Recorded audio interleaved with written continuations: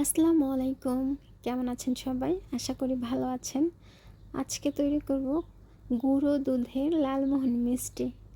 দেখতেই পাচ্ছেন, দেখতে কি লোভনীয় হয়েছে, খেতেও বেশ মজা হয়েছে, অনেক সফট হয়েছে।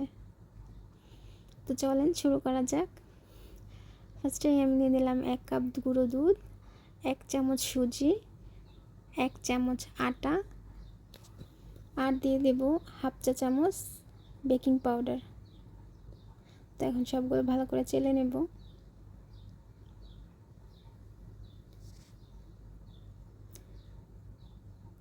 এখন আমি দিয়ে দেব 1 চামচ ঘি।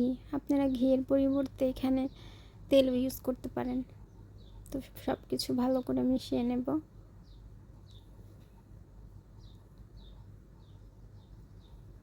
মিশিয়ে নেওয়া হয়ে গেছে। এখন আমি আগে থেকে একটা ডিম কাঁটা চামচ দিয়ে ভালো করে ফাটিয়ে রেখেছিলাম, এটা দিয়ে দেব।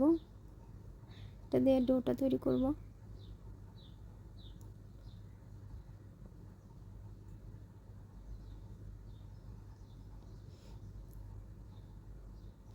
ভালো করে মথে নিতে হবে ডোটা। তো এখন এটা আমি 10 মিনিটের জন্য রেস্টে রেখে দেব। এখন আমি শিরা বানিয়ে নেব। ফার্স্টে আমি কড়াইতে দিয়ে দিলাম 1 কাপ চিনি, তার মধ্যে দিয়ে দেব 2 কাপ পানি,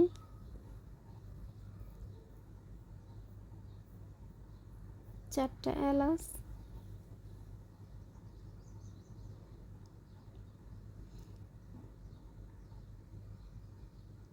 সামান্য পরিমাণ জাফরান। জাফরানটা দিলাম সুন্দর একটা কালারের জন্য।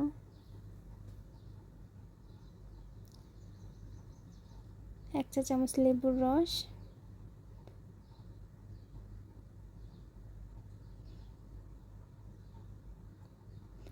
এই তো শিরা বানানো হয়ে গেছে।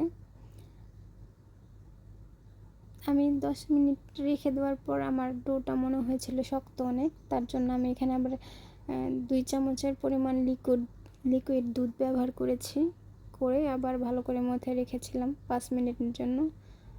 আপনারা যারা মিষ্টি বানাবেন, যদি দেখেন ডিম দেওয়ার পরে শক্ত হয়ে গেছে, তো ওইখানে আপনারা লিকুইড দুধ ব্যবহার করতে পারেন। তো এখন আমি সবগুলো মিষ্টি এভাবে বানিয়ে নেব। সবগুলো মিষ্টি বানানো হয়ে গেছে। এখন আমি মিষ্টিগুলো ভেজে নেব।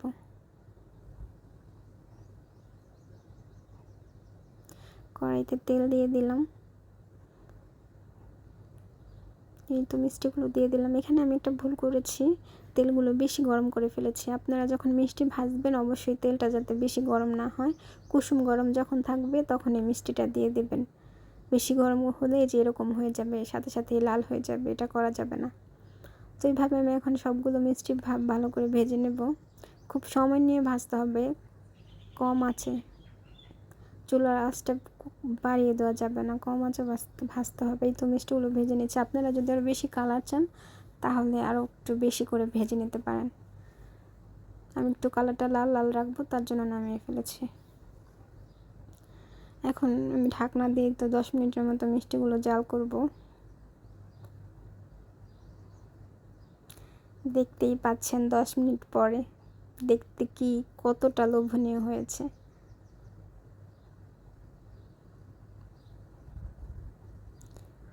তো আপনারাও চাইলে ওইভাবে বাড়িতে বানিয়ে নিতে পারেন খুব সহজেই। গুঁড়ো দুধ দিয়ে মিষ্টি, 1 কাপ গুঁড়ো দুধ দিয়ে এখানে 10টা মিষ্টি হয়েছে, মিডিয়াম সাইজের।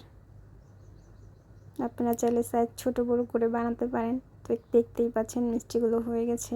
এটা দেখতেও যতটা লোভনীয় হয়েছে, খেতেও অনেক মজা হয়েছে।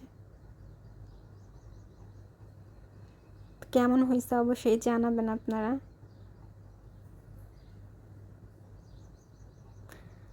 ভালো থাকবেন সবাই। আল্লাহ হাফেজ।